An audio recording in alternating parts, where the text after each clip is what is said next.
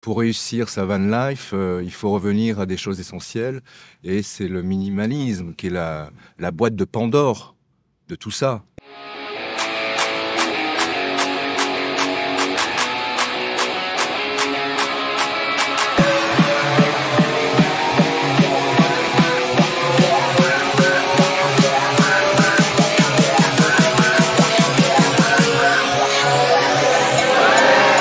L'idée est rentrée par effraction un peu dans ma vie.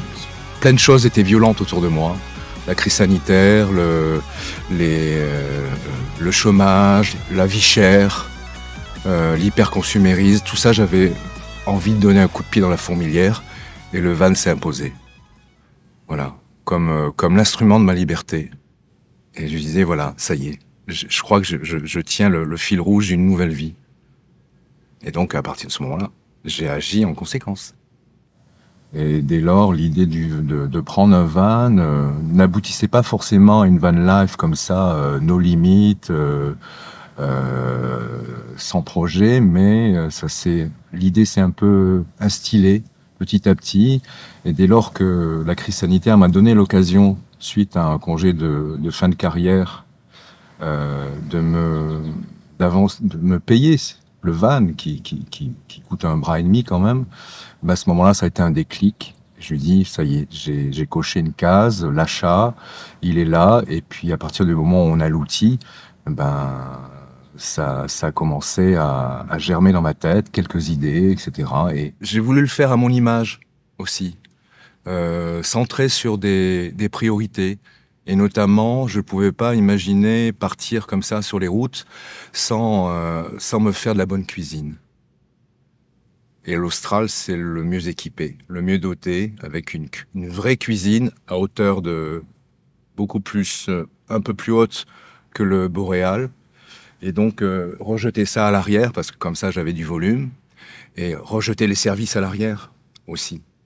Et ça m'a permis de continuer à le faire à mon image, c'est-à-dire j'ai viré les toilettes et j'en ai fait un coffre à jouets.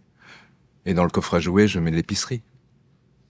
J'y vis un peu, voilà, dans le mode exploration, expérimentation, parce que tous les jours, je découvre quelque chose de nouveau. Et voilà, et ça entraîne des pratiques nouvelles.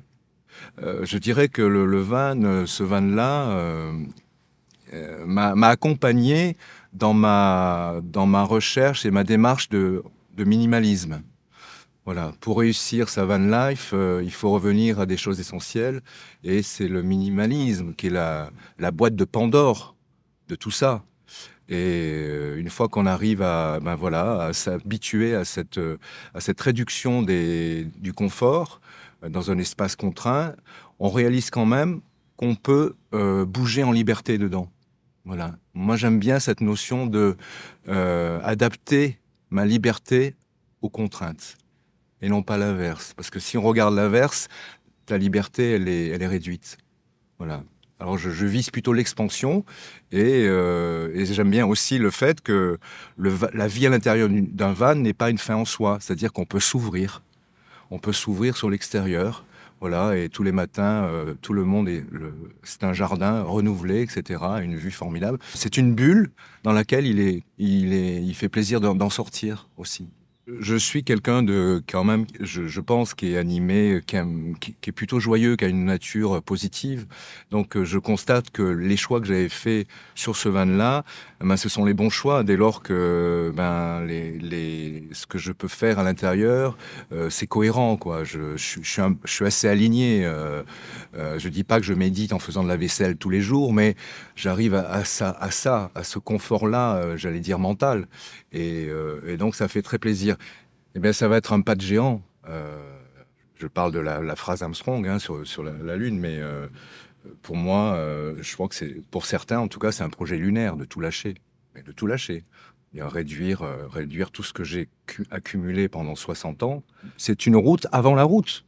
De se réduire, d'optimiser, de réduire à tout ça, tout ce qu'on a accumulé, donc à un petit espace. Mais ce compagnon-là, il sera pas seul. Il est pas seul. C'est-à-dire que je vais lui donner des ressources. J'ai déjà commencé. Tu vois, ça c'est mon Dreamcatcher que j'ai acheté il y a 10 jours dans un festival de country music. Parce que j'aime beaucoup la country music, tu vois. Et pour moi, ce van, cette van life, full-timer, ça sera la possibilité de traverser des paysages, mais aussi peut-être des civilisations, d'autres. Je vais essayer de me trouver une thématique, parce que si je pars comme ça, juste avec le plaisir d'avoir une Rolls de van avec moi, ça va pas durer longtemps. Donc il va falloir que je trouve un truc structurant. Voilà. Et là, c'est génial parce que voilà, c'est la modalité, c'est variable. Je peux le mettre partout, sur tous les coins cardinaux. Il va m'accompagner. Il m'a été choisi par un Péruvien un peu chaman. Et comme je suis assez sensible au chamanisme et à la force de la vie naturelle, voilà, je me sens fort.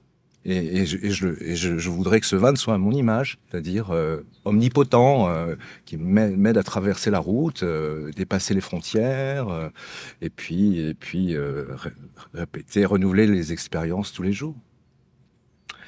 Oui, oui, un compagnon, bien sûr. Un compagnon, il sera pas le seul, il y aura mon vélo, et peut-être que ça va me donner d'autres envies, peut-être adopter un chien.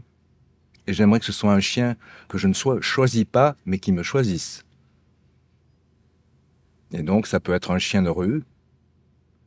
Ce sera sans doute un bâtard, mais je pense que les bâtards sont les plus intelligents et les plus coriaces. Parce que ça, c'est une vie coriace quand même. C'est une vie coriace. Et j'espère que je vais être aussi coriace que le chien qui m'adoptera. Il faut s'ajuster en permanence. Donc, si tu n'as pas l'avis des uns et l'aide des autres, tu vas peut-être buter assez vite sur quelque chose de difficile à vivre. Donc, oui, même si c'est un projet solitaire, je vais partir en solo, du moins au début, mais je fais partie d'une communauté. Je suis en train de donner la meilleure version de moi-même. En tout cas, je m'y prépare. Et ce voyage va m'y aider, puisque on est obligé de réinventer chaque fois son quotidien, de se renouveler, de trouver des petites astuces, d'optimiser son agilité. J'ai quelques petites fiertés dans l'Austral, voilà.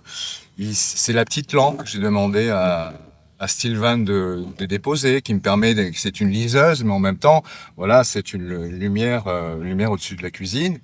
Et puis, j'ai envie qu'il reste fonctionnel, bien sûr, mais beau, hein, voilà.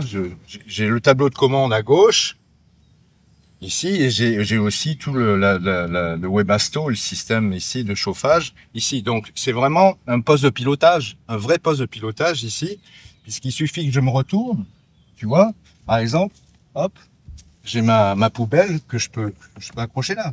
Imagine, voilà, je suis presque comme à la maison, quoi. Je me tourne, je fais un 180 degrés, j'ai ma poubelle et tout.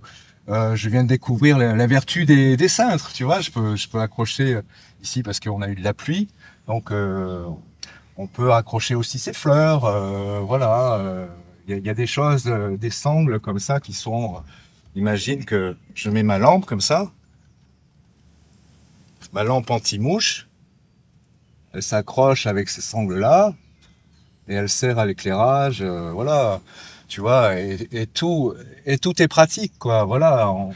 Je suis allé à Vézelay parce que cet endroit, je le trouvais magnétique et je me suis arrêté sous un chêne, sous un tilleul, et j'ai vu qu'il y avait une communauté. J'ai juste vu le bâti.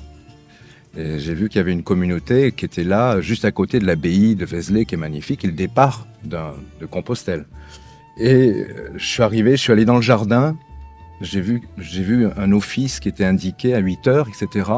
Je tape à la porte, c'est fermé, je me retourne et je vois un ermite avec barbe blanche comme ça, un collier un peu amérindien, qui me croise et qui me dit « Venez, je vous amène, je vous ouvre la porte ». À la minute d'avant, tout était fermé, tout était clos. C'était un univers que je n'imaginais pas croiser à ce moment-là. Puis d'un coup, il m'ouvre dans une salle formidablement belle, voilà, avec des ex-voto et tout, quelque chose de très zen. Il y avait un homme qui était assis antérieur, d'ailleurs, en lotus. Et cet homme-là, à la fin, l'ermite, il sort comme ça. J'avais passé 20 minutes avec eux. Il me donne « Tenez, si vous ne voulez pas venir à la messe orthodoxe, prenez au moins cet œuf-là. » C'est un œuf dur qui était encore chaud. Je l'ai pris comme ça, mais je me disais, mais remonte un peu 5 minutes avant. Qu'est-ce qui a fait que j'ai pu vivre ça, ce moment de grâce, un vrai moment de grâce, tombé du ciel? Ben, le van. J'ai passé une nuit formidable sous un tilleul, voilà, qui me protégeait, et puis la protection continuait le matin. Voilà, je veux dire, c'est no comment. Merci, merci à toi, Pierre.